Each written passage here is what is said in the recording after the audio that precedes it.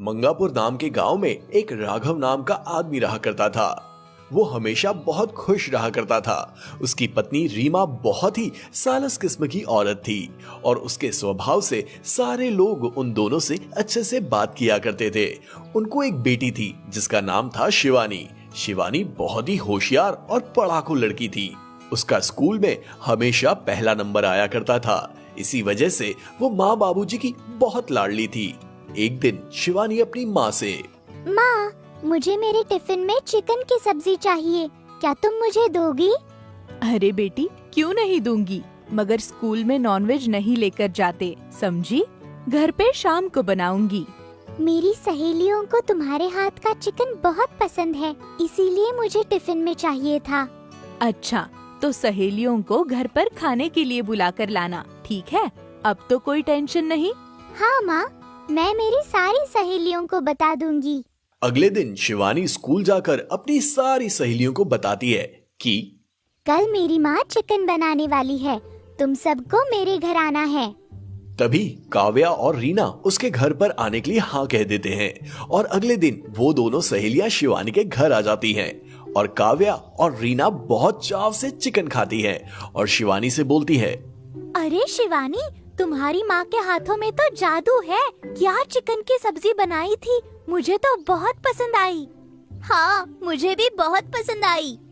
ऐसा कहकर काव्या और रीना वहाँ से चले जाते हैं और ये सब सुन शिवानी बड़ी खुश हो जाती है और वो अपनी माँ से, माँ, आज मेरी सहेलियों को तुम्हारे हाथ की सब्जी बहुत पसंद आई। अच्छा, मेरी बच्ची को पसंद आई या नहीं? हाँ माँ, मुझे भी पसंद आई। ऐसा कहकर शिवानी अपनी पढ़ाई करने अपने पुस्तक लेकर बैठ जाती है और अपना काम करती है।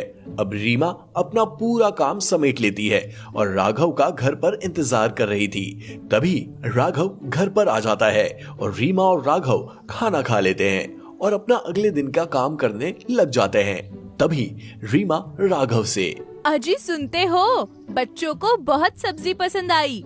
मुझे ये सब सुनकर बहुत अच्छा लगा। अरे तुम्हारे हाथ की सब्जी बच्चियों को क्या सब लोगों को पसंद आती है।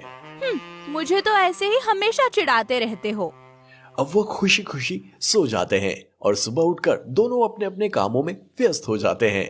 वो दोनों घर से काम के लिए निकल जाते हैं, मगर कुछ दिनों बाद लॉकडाउन लगने की वजह से सारे गांव में लोग घर में बैठे थे, जिसकी वजह से कोई भी घर के बाहर जा नहीं रहा था। तभी राघव का भी काम छूट गया और वो घर पर रहने लगा, मगर उसे अब कैसे गुजारा होगा इसकी चिंता खाई जाती थी। अब शिवानी भी घर पर रहा करती थी। अब किसी को कोई काम नहीं था।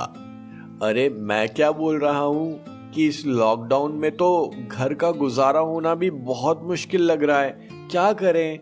अजी, ये लॉकडाउन की वजह से हम कुछ कर भी तो नहीं सकते। चुपचाप घर में बैठकर जो है उसमें निभाना पड़ेगा। मगर ऐसा कब तक चलेगा? 1 महीने के बाद तो बाहर खाने की तलाश में निकलना होगा। हाँ, आप भी सच कह रहे हैं।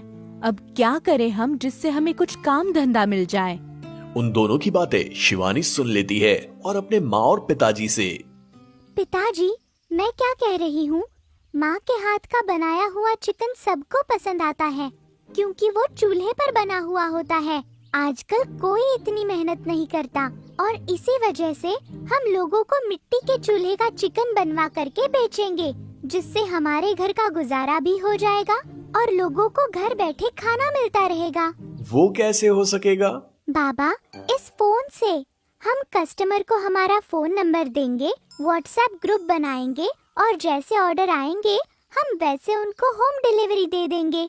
और रहा सवाल पैसों का, तो हम ऑनलाइन ट्रांसफर करवाने को बोलेंगे, नहीं तो कैश ले लेंगे। कैसा लगा मेरा विचार? तुम्हारा विचार तो बहुत अच्छा है, मगर ये सब चलेगा? हाँ हाँ, क्यों नहीं चलेगा। अरे, खाने वालों की कमी नहीं है हमारे गांव में, समझे? और सब जोर जोर से हंसने लगे। अब घर में तय हो गया कि वे चूल्हे का चिकन बनवाकर लोगों को देंगे। अगले दिन राघव अपने दोस्तों तथा गांव के सारे लोगों को अपना चूल्हे का चिकन का एक मैसेज डाल देता है और ये सब पढ़कर उसके पास पहले 3 ऑर्डर आए। तब राघव ने दुकान से चिकन लेकर आया और उसकी बीवी ने तुरंत चूल्हा जलाकर उस पे चिकन बनाया और उसका चिकन इतना अच्छा बनता था कि लोगों को उसका टेस्ट बहुत पसंद आने लगा।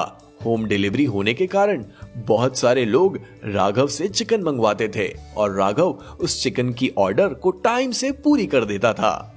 उसके इस काम में रीमा उसके साथ खड़ी थी और इसी वजह से ये सब हो पाया था। अब एक दिन, अरे रीमा, क्या कर रही हो? चिकन बन गया क्या? जी नहीं, थोड़ी देर और लगेगी, थोड़ा ठहर जाओ। अरे रीमा, सुनती हो, तुमको ये काम की वजह से फुर्सत ही नहीं मिलती। अरे क्या करे, काम है तो करना तो पड़ेगा। और आप मेरी चिंता मत कीजिए, मेरी मदद के लिए शिवानी है ही। हाँ, ये बात सही कही तुमने। अब ऐसे ही बहुत दिन बीत जाते हैं। अब राघव घर घर जाकर अपने चिकन के पार्सल देकर आया करता था और लोग भी वो स्वादिष्ट चिकन खाकर बहुत खुश थे। अरे रीमा, दिवाली आ रही है ना? हाँ जी, अब जल्द ही दिवाली आएगी। ये लो कुछ पैसे जो मैंने जमा करके रखे हैं, इससे हम दिवाली मना सकेंगे। अजी, हम इस साल पटाखे नहीं खरीदेंगे और उसी पैसों से हमारे जैसे जिनका लॉकडाउन में जीने का सहारा ही छिन गया है, उनके लिए हम कुछ अनाज दान करेंगे। आप क्या कहते हो? अरे रीमा, क्या विचार बताया है तुमने। मैं तो तुम्हारे विचार से बहुत खुश हूँ। ये लो हमारे नए कपड़े के पैसे, इससे भी राशन खरीद कर लेकर आना, हम पुराने साल के कपड़े पहन लेंगे। जी, हम वो कर सकते हैं। आज मैं बहुत खुश हूँ रीमा, तुम ऐसे विचार रखती हो, इसीलिए मेरी बेटी भी इतने नेक विचार की है।